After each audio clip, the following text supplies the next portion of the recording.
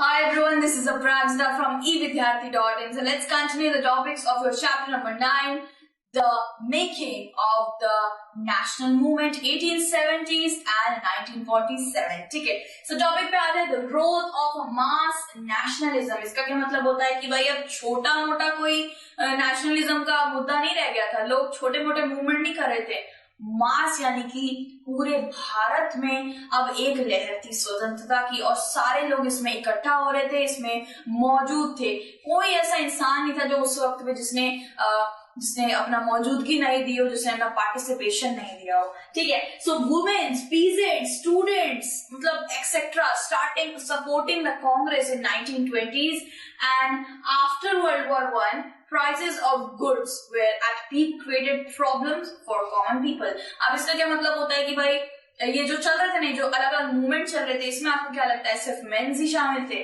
नहीं, इसमें वुमेन्स, इसमें जो औरतें थी, ट्राइबल लोग थे, फैक्ट्री वर्कर्स थे भाई, कॉलेज स्टूडेंट थे, इवन कुछ तो रशिया में बैठे थे, कुछ लंदन में पढ़ाई कर रहे हैं, अपना मतलब होता है ना बिजनेस सेटअप करने, कोई अमेरिका चला जाता है, कोई पर्जिया चला जाता है। ये सब मतलब जहां थे, जिन्होंने सुना कि भाई हमारे भारतीय लोगों को जरूरत है, वो आजादी के लिए भाई जुनूनियत से एक मुद्दा लड़ रहे हैं, एक मुद्दे पे काम कर रहे हैं, तो हम क्यों नहीं दे सहायता। वो लोग भी आए, इतने दूर दूर से लोग शामिल हो, और भारत की तो भाई आप आबादी जानते ही हैं कितने लोग हैं, उस वक्त तो 340 मिलियन लोग थे। सोचिए कितना ज्यादा, मतलब मुट्ठी बन गई थी पूरी एक, मतलब इतने ज्यादा लोग थे, तो ये मास नेशनलिज्म हो गया था। ठीक है, तो फर्स्ट वर्ल्ड वॉर की अब यहाँ पे थोड़ी बहुत बातें आई है। फर्स्ट वर्ल्ड वॉर के टाइम से गुजर रहा था ब्रिटेन।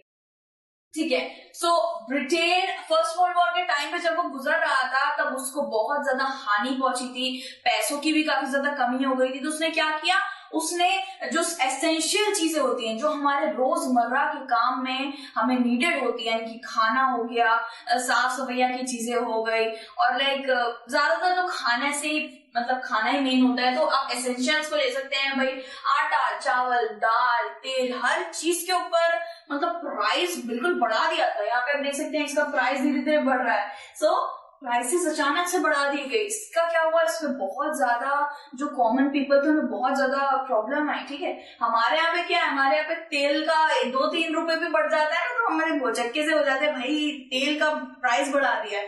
ठीक है, सो इक्वालिटी, ठीक है, इसके अंदर भी उनको इक्वालिटी दी कि भाई हम पे क्यों प्राइस बढ़ा रहे हो, तुम अपना वर्ल्ड वॉर करो ना यार, तो हमारे ऊपर क्यों प्राइस का तुम अपना छाप छोड़ दे रहे हो, लोड दे रहे हो। ठीक है, तो इसके लिए उनको बहुत बुरा लगा था। दूसरी बात, उन्होंने, आपको एक चीज याद रखनी है कि इंडिया ने वर्ल्ड वॉर में हेल्प करी थी ब्रिटेन की। वर्ल्ड वॉर 1 जब चल रहा था तब उसके पास सेना कम पड़ी थी, बहुत सी चीजें थी जो कम पड़ी थी। सो इंडिया यानी कि इंडियन जो नेशनल कांग्रेस है, बहुत सी पार्टीज ने ये बोला कि अगर हम आपकी मदद करेंगे तो आप हमें स्वतंत्रता देंगे, आप हमें स्वराज देंगे। और बाद में ब्रिटेन मुकर गया था, बाद में सारे ब्रिटिशर्स मुकर गए कि हम आपको स्वतंत्रता नहीं देंगे। बाद में सच में मुकर गए थे ये लोग। क्या ही बोल सकते हैं भाई, सांप पे आप भरोसा नहीं कर सकते, कब फन दिखा दे। ठीक है, उसके बाद दूसरे पॉइंट पे आते हैं, Indians nationalist gather from across the world in 1917 by getting inspired from the struggle। इसका क्या मतलब होता है कि भाई मैंने आपको पहले ही बता दिया, बहुत से लोग थे, मॉडरेट्स थे, रेडिकल्स थे, बहुत से लोग थे जो अलग अलग जगहों से आ रहे थे और इस मूवमेंट में अपना पूरा योगदान दे रहे थे। सबको याद रखिए 1917 के अंदर भाई बहुत बड़ा मास स्ट्रगल स्टार्ट हो चला था, एंड अब थोड़ी सी ही दूरी बच रही थी भाई स्वतंत्रता को प्राप्त करने। ठीक है, तो आपको याद रखना है ग्रोथ ऑफ मास नेशनलिज्म कैसे स्टार्ट हुआ। ठीक है, और आपको ये भी याद रखना है कि बॉयकॉट भी हुआ था भाई, बहुत चीजें बॉयकॉट हुई थी। ब्रिटिश कपड़े बनाती थी तो उसका बॉयकॉट कर दिया था। ब्रिटिश के जितने भी लाइक कपड़े होते थे, टेक्सटाइल होता था, वो इंडियंस के द्वारा भी पहना जाता था।